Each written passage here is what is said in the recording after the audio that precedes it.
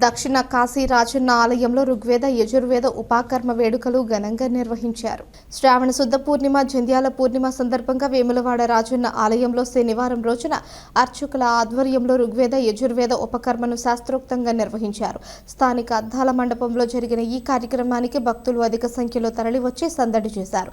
ప్రత్యేక పూజల అనంతరం అర్చకుల ఆధ్వర్యంలో జంధ్యాలు అందజేశారు.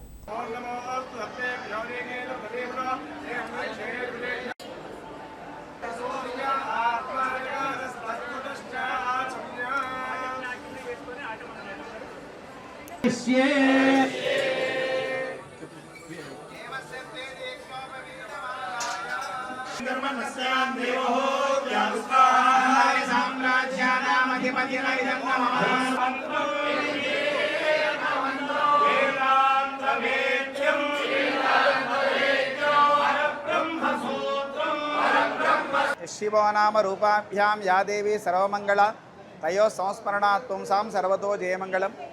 వేములవాడ రాజరాజేశ్వర స్వామి వారి యొక్క సన్నిధిలో ఈరోజు రక్షాబంధన కార్యక్రమం మహాపర్వాన్ని పురస్కరించుకొని విశేషించి స్వామివారికి నిరంతరం కూడా ఆనువంశికమైనటువంటి అర్చకులు కుటుంబాలు ఎన్నో ఉన్నాయి. ఈ యొక్క క్షేత్రంలో నిరంతరం కూడా స్వామివారి యొక్క 4 వేళల్లో వాళ్ళు ఆరాధిస్తూ ఉంటారు.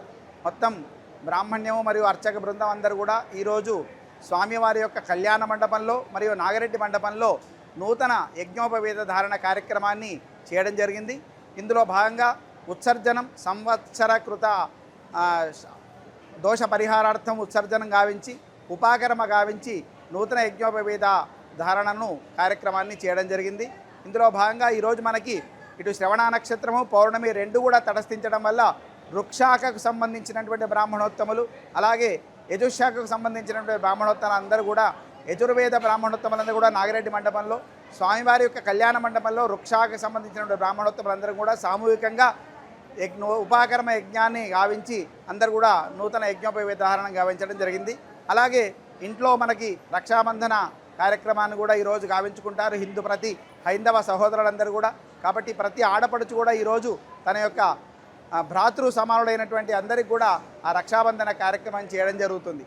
కాబట్టి ఈనాటి ఈ కార్యక్రమంలో రాజరాజేశ్వర స్వామివారిని వృక్షాకు సంబంధించినటువంటి స్వామివారి యొక్క ఆధ్వర్యంలో అలాగే అనంత పద్మనాభ స్వామివారిని యజుశాఖకు సంబంధించినటువంటి బ్రాహ్మణోత్తులందరూ కూడా ఆ సన్నిధిలో ఈ యొక్క నూతన యజ్ఞోపవేత ధారణ కార్యక్రమాన్ని చేయడం జరిగింది. స్వస్తి.